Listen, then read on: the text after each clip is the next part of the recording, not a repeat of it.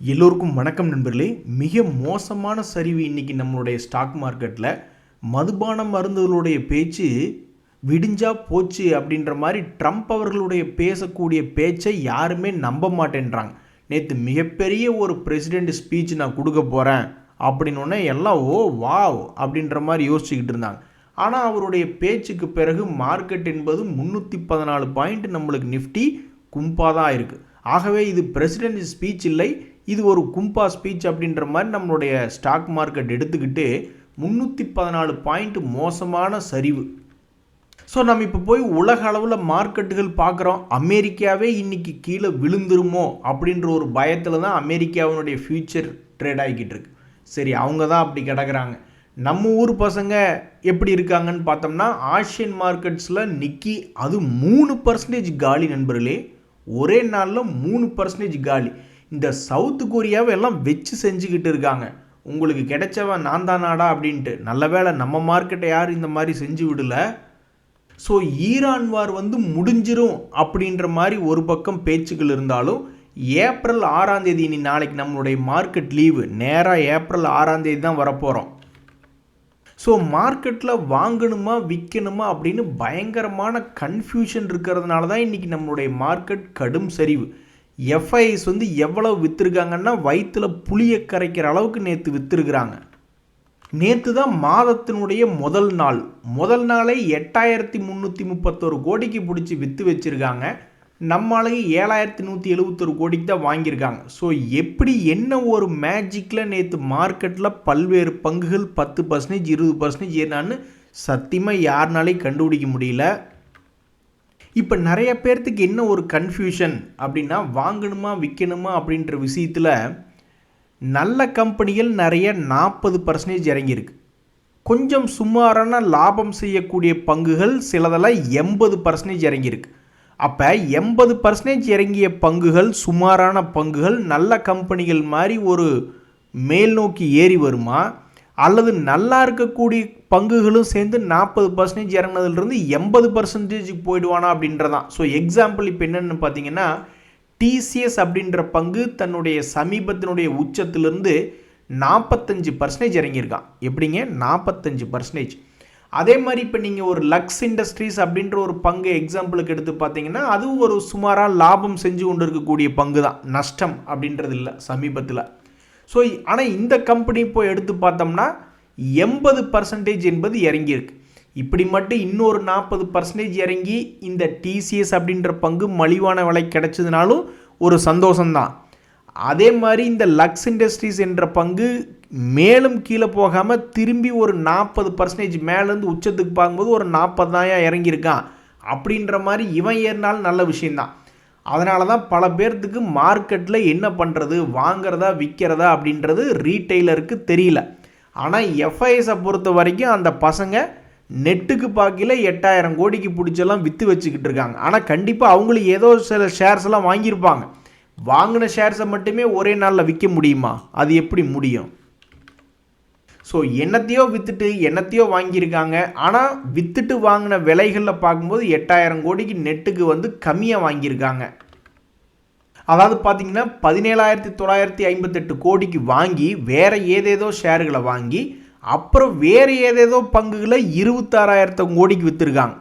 So இதை லாபத்துக்கு விற்றுட்டு வந்த பணத்தில் கொஞ்சோண்டுக்கு மட்டும் வாங்குவோமேனு 14,958 கோடிக்கு மட்டும் கூட அவங்க வாங்கியிருந்துருக்கலாம். என்னத்தையும் ஒன்று பண்ணி வச்சுருக்காங்க. ஸோ அப்படி 10,000 கோடி 20,000 கோடிக்கு பண்ணுறவங்க என்ன தெளிவில்லாமல் சும்மா விற்று சும்மா வாங்கிக்கிட்டு இருப்பாங்க. ஸோ நம்ம ரீட்டெய்லர்ஸுக்கு தான் இப்போதைக்கு பங்குகள் வாங்குறதா விற்கிறதா அப்படின்ற ஒரு கன்ஃபியூஷனில் ஓடிக்கிட்டு இருக்கு வண்டி. நண்பர்களே, அதே மாதிரி எந்த ஷேர் எப்போ கீழிருந்து மேலே ஏறும், அதே மாதிரி எந்த ஷேர் மேலேருந்து கீழே வரும் அப்படின்றது தெரியாது. இப்போ என்ன ஒரு செய்தி அப்படின்னு பார்த்தீங்கன்னா இந்த life insurance corporation of India அப்படின்ற இந்த LICI ஷேரினுடைய விலை போன 2025 என்ன ரேட் இருக்கானோ அதே ரேட்டில் விழுந்திருக்கான். இதுக்கு முன்னாடி ஒரு முறை என்னாச்சுன்னா இந்த லெவல்லேருந்து போன வருஷத்தில் ஆல்மோஸ்ட் 30% ஏறிய பிறகு இப்போ மறுபடியும் கீழே இறங்கி போன வருஷனுடைய லோல் இருக்குது. இனி இவன் என்ன பண்ண போகிறான் அப்படின்றது தெரியல LICI. ஆனால் அதே சமயம் மேல் நோக்கி உச்சத்துக்கு ஒரு அருமையான லாபத்தை செஞ்சு கொடுத்த இந்த எம்டார் டெக்னாலஜிஸ் அப்படின்ற பங்கு தன்னுடைய உச்சத்திலிருந்து தொடராக இன்னொரு உச்சம் போகுதா அல்லது கீழே வீழ்ச்சி அடையுதா அப்படின்றது தெரில.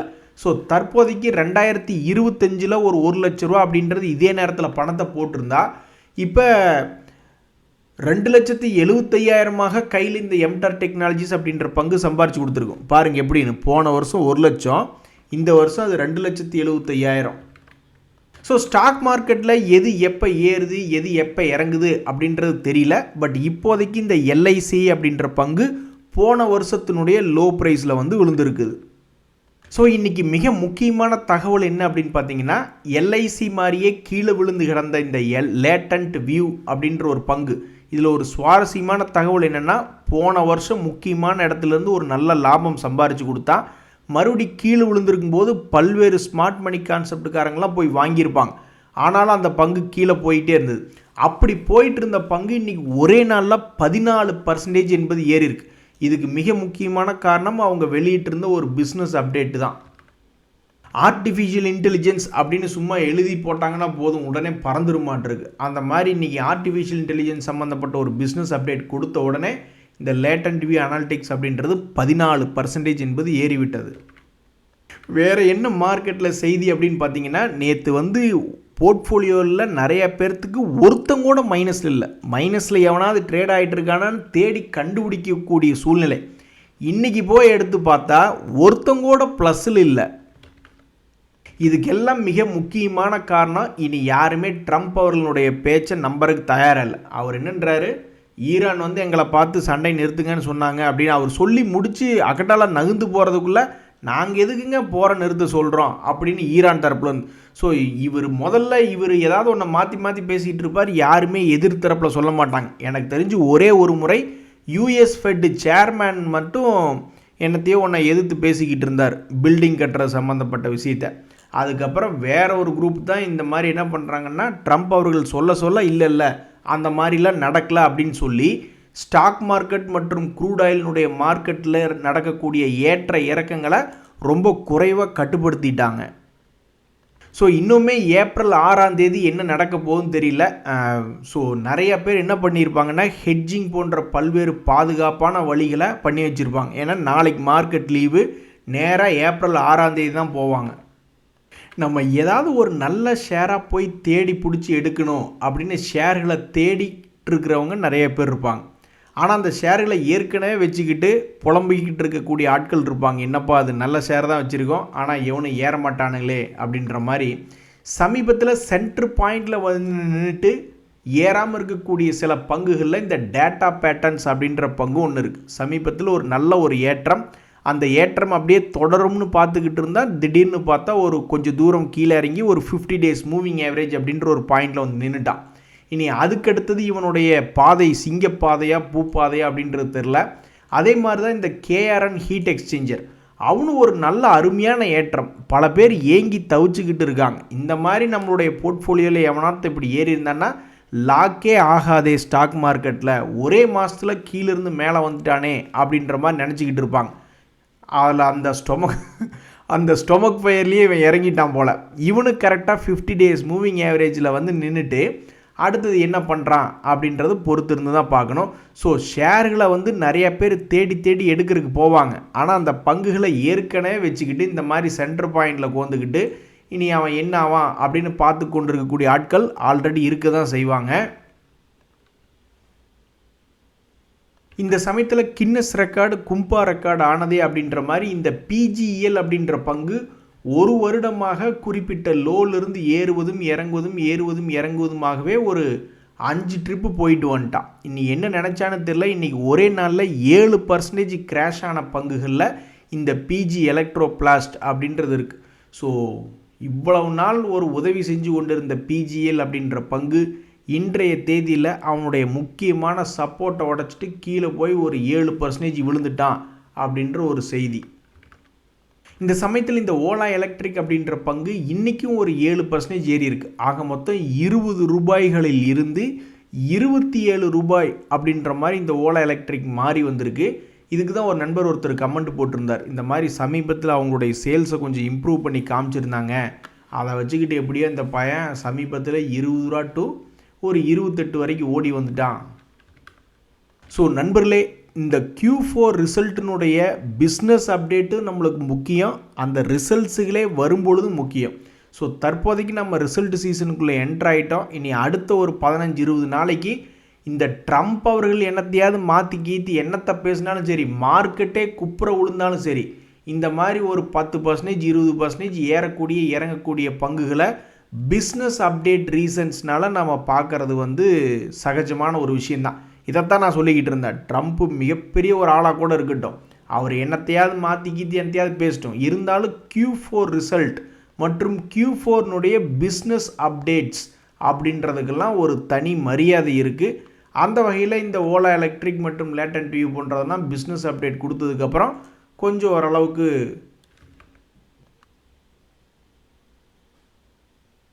நண்பர்களே, ஸ்டாக்குகளை வாங்கணுன்னே எல்லாரும் பார்க்கறது இதுதான். அடுத்த ஒரு வருஷத்தில் அந்த பங்கு மேலே இருக்குமா அல்லது கீழே இருக்குமா அப்படின்னு இதை தான் எல்லோரும் பார்த்துக்கிட்டு இருக்காங்க. ஸோ இப்போ சமீபத்தில் பெயர் சொல்லும் பிள்ளையாக டாடா குரூப்பில் டாடா கெம் இன்றைக்கி 8% ஏறி இருக்குது. அது எங்கேருந்து ஏறி இருக்குன்னா சமீபத்தினுடைய லோவில் இருந்து ஏறி இருக்குது. ஸோ இந்த லோவில் வாங்கினவங்கெல்லாம் அடுத்த ஒரு வருஷம் கழிச்சு எப்படி இருக்குமோ அப்படின்னு பார்த்துக்கிட்டு யோசிச்சுக்கிட்டு இருந்திருப்பாங்க. அது என்னடான்னா ஒரே நாளில் தன்னுடைய லோன்லேருந்து 8% ஏறிய ஒரு பங்காக டாடா கெமிக்கல் அப்படின்றது இருக்குது. அதே மாதிரி SBI கார்ட்ஸ் அப்படின்ற பங்கு குறிப்பிட்ட ஒரு லோவில் வந்து விழுந்திருக்கான். 630 ரூபாய் அப்படின்ற லோ. இந்த 630 ரூபாய் எப்போ வந்திருக்குன்னா போன வருஷம் 2024 வந்த லோ ஆக்சுவலாக இந்த 630 ரூபாய் என்பது. அதுக்கப்புறம் ஒரு முறை 1000 ரூபாயை போய் தொட்ட அபூர்வ சிகாமணியாக 1000 ரூபாயை தொட்டுட்டு மறுபடியும் இப்போ 630 வந்து விழுந்திருக்கு இந்த SBI கார்ட்ஸ். இனி இது எதிர்காலத்தில் எந்த பக்கம் மூவ் ஆகும், ஒரு சிங்கப்பாதையா அல்லது பூப்பாதையா அப்படின்றத பொறுத்திருந்து பார்த்தா தான் தெரிய வரும். நண்பர்கள், இந்த சமயத்தில் இன்றைக்கி இன்னொரு முக்கிய தகவல் என்னென்னா, இந்த சாஃப்ட்வேர் ரிலேட்டடான பங்குகள்லாம் திடீர்னு ஏற்றம் இறக்கமாக இருக்குது. ஸோ பிர்லா சாஃப்ட் அப்படின்ற பங்கு இன்றைக்கி 3% என்பது ஏறி இருக்குது. அதுவும் எங்கேருந்து ஏறி இருக்குன்னா 2025 ஒரு ரவுண்டு அற்புதமாக ஒரு ரவுண்டு போயிட்டு வந்துட்டான். ஏகப்பட்ட பங்குகள் ஒரே ஒரு ரவுண்டு தான் போயிருக்கான். ஆனால் இந்த பிர்லா சாஃப்ட் அப்படின்ற பங்கு 2025 2 ரவுண்டு போயிட்டு வந்த ஒரு பங்கு. ஸோ 2026 இந்த பங்கு என்ன செய்யும் அப்படின்னு தெரிஞ்சுக்கிறதுக்கு மக்கள் ரொம்ப ஆர்வமாக இருக்காங்க. ஸோ இன்றைய தேதியில் இந்த பங்கு என்பது ஒரு 3% என்பது தன்னுடைய லோலிருந்து ஏறி இருக்கு. ஸோ பல பங்குகள் போன வருஷத்தில் எங்கே இருந்தது அப்படின்றது நம்மளுக்கு தெரியும். எல்லாம் எங்கே இருந்தாங்க, இந்த மாதிரி போன வருஷத்தில் இங்கே இருந்தாங்கன்ற நம்மளுக்கு தெரியும். ஸோ இந்த வருஷத்தில் இந்த பங்கு இன்னொரு முறை போகுமா இல்லையா அப்படின்ற ஒரு எதிர்பார்ப்பு தான் பல பேர்த்துக்கு இருக்குது. ஆனால் யாருனாலையும் கண்டுபிடிக்க முடியாது இந்த வருஷத்தில் அது எந்தெந்த இடத்துலலாம் போய் இருக்க போகுதுன்னு. போன வருஷத்தில் 2 ரவுண்டு அழகாக போயிட்டு வந்துட்டான். இனி இந்த வருஷத்தில் என்ன அப்படின்றது பொறுத்து இருந்தால் பார்க்கணும். ஆனால் அந்த 2 ரவுண்டு சின்ன ரவுண்டு, அது உங்களுக்கு புரிஞ்சுது இல்லை. அதாவது அவன் மொத்த ஏற்றம் அப்படின்னு பார்த்தா 35% தான் ஒவ்வொரு. ஆனால் அது 35% என்ன சின்ன விஷயமா? போன வருஷத்தில் 2% 35 கரெக்டாக ஒருத்தருக்கு இங்கே வாங்கி இங்கே விற்க தெரிஞ்ச ஒருத்தருக்கு ஆல்மோஸ்ட் 70% ஆச்சு ஒரே வருஷத்தில். யாருனால பிடிக்க முடியும்? எந்த தொழில் இப்படி பிடிக்க முடியும் 70%? ஸோ ஸ்டாக் மார்க்கெட்டில் பணம் என்பதெல்லாம் பிடிக்க முடியும். ஆனால் அவன் கடந்த காலத்தை எடுத்து பார்க்கும்போது போன வருஷத்தில் எந்த இடத்துலலாம் சுற்றிக்கிட்டு இருந்தான்றது நம்மளால் கண்டுபிடிக்க முடியும். ஆனால் இந்த வருஷத்தில் எந்த பக்கமெல்லாம் போய் சுற்றுவான் அப்படின்றது ஆண்டவனுக்கே வெளிச்சம். ஸோ இந்த GMR ஏர்போர்ட் அப்படின்ற பங்கு இனி இந்த வருஷம் என்ன பண்ண போகிறான்னு தெரில. தற்போதைக்கு 2 days மூவிங் ஆவரேஜ் கீழே வந்து விழுந்திருக்கு. போன வருஷம் நல்லா அருமையாக சம்பாரித்து கொடுத்தவன் தான். இந்த வருஷம் என்ன பண்ண போகிறான்னு தெரில. மிகப்பெரிய கம்பெனி ஹூண்டாய் மோட்டார், அவனு வந்து போன வருஷத்தில் ரொம்ப அற்புதமாக சம்பாரித்து கொடுத்தான். 1700 ரூபாய் எங்கே, 3000 ரூபாய் எங்கே, அற்புதமாக சம்பாரித்து கொடுத்த ஹூண்டாய், டேய் நீ ஏன் இப்படி கீழே விழுந்துட்ட, ரொம்ப துக்கமாக இருக்கேப்பா அப்படின்ற மாதிரி இந்த ஹூண்டாய் மோட்டார் அப்படின்ற பங்கு கடும் சரிவை சந்தித்து இப்போ போன வருஷத்தினுடைய லோனில் வந்து விழுந்திருக்கான்.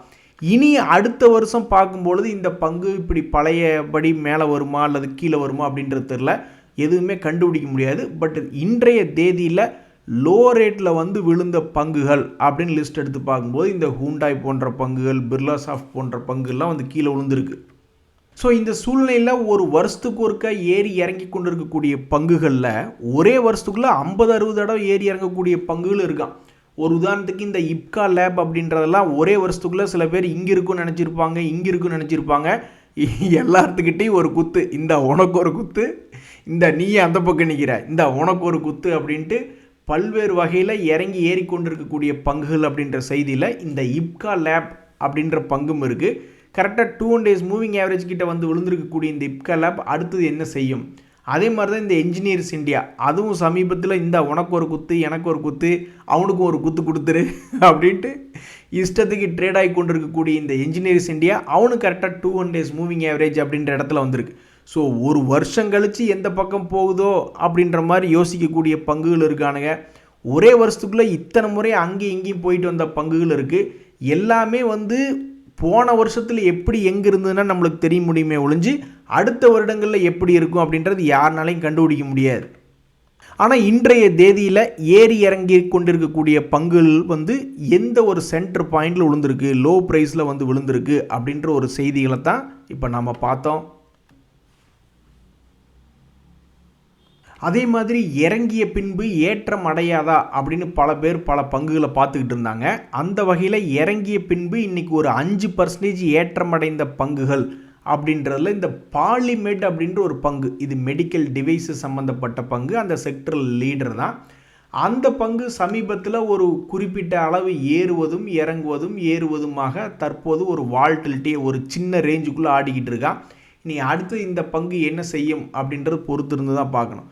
அதே மாதிரி இந்த கோஃபோர்ஜ் லிமிடெட் மிகப்பெரிய புகழ்பெற்ற பங்கு தான். அவனும் வந்து பெரிய அளவில் இறங்கி ஏறிக்கொண்டு இருந்த பங்கு. தற்போதைய சமயத்தில் அவனால் ஒரு குறிப்பிட்ட லோவில் சப்போர்ட் எடுக்க முடியல. இன்னும் கொஞ்சம் சரிவடைஞ்சு இன்றைக்கி ஒரு 5% ஏறி இருக்குது. ஸோ இந்த பங்கு கோஃபோர்ஜ் என்ற பங்கும் சரி, இந்த பாலி மெடிக்யூர் அப்படின்ற பங்கும் சரி, அடுத்தடுத்து சில நாட்களில், சில மாதங்களில், சில வருடங்களில் என்ன ஆகும் அப்படின்னு தெரிஞ்சுக்கிறதுக்கு ரொம்ப ஆர்வமாக இருக்குது. அதே மாதிரி தான் இந்த கார்போரண்டம் யூனிவர்சல் அப்படின்ற பங்குமே, அது வந்து மிக கடும் சரிவு அடைஞ்சதுக்கப்புறம் அவனுடைய சரிவை நிறுத்தி வச்சுருக்கான். எதுக்குன்னு தெரில, ஒரு வருஷமாக சரிவை நிறுத்தி வச்சுருக்கான். மறுபடியும் ஃப்ரெஷ்ஷாக சரிவடைகிறக்கா அல்லது இழந்ததை மீட்டெடுக்கிறக்கா என்னன்றது தெரில. ஆனால் அவன் எந்த பக்கம் போனாலும் பெருசாக போகணும் அப்படின்ற மாதிரி அந்த ஷேர்ஸ் வச்சுருக்கிறவங்கெல்லாம் பார்த்துக்கிட்டு இருக்காங்க. அப்படி பார்த்து கொண்டிருந்த நேரத்தில் இன்றைக்கி ஒரு 6% ஏறி இருக்குது ஏற்றமடைந்த ஷேர்கள் அப்படின்ற செய்தியில் இது போன்ற பங்குகள்லாம் இன்றைக்கி வந்திருக்கு. இத்தனைக்கு இன்றைக்கி என்னாச்சு, மார்க்கெட் கடும் வீழ்ச்சி. ஏன் வீழ்ச்சினா இதுதான் காரணம். இனி நாங்கள் யாரும் நம்புறதுக்கு தயாராக இல்லை, என்னத்தையாவது மாற்றி மாற்றி பேசிக்கிட்டே இருப்பாங்க. இதுக்கு தகுந்த மாதிரி நம்மளுடைய போர்ட்ஃபோலியோ 10 லட்சத்துலேருந்து ஒரு 13 லட்சம், மறுபடியும் ஒரு 7 லட்சம், மறுபடியும் ஒரு 15 லட்சம், மறுபடியும் ஒரு 5 லட்சம், இப்படியே மாறி மாறி ஆடிக்கிட்டு இருக்கணுமா அப்படின்ற ஒரு எண்ணத்தில் தான் இன்றைக்கி வெறுத்து போய் நம்மளுடைய மார்க்கெட் என்பது 300 பாயிண்ட் இறங்கி கிடக்கு. இன்றைய தகவல் அனைத்து உங்களுக்கு உதவியாக இருந்தால் எனக்கும் மகிழ்ச்சி தான். ரொம்ப நன்றி, வணக்கம்.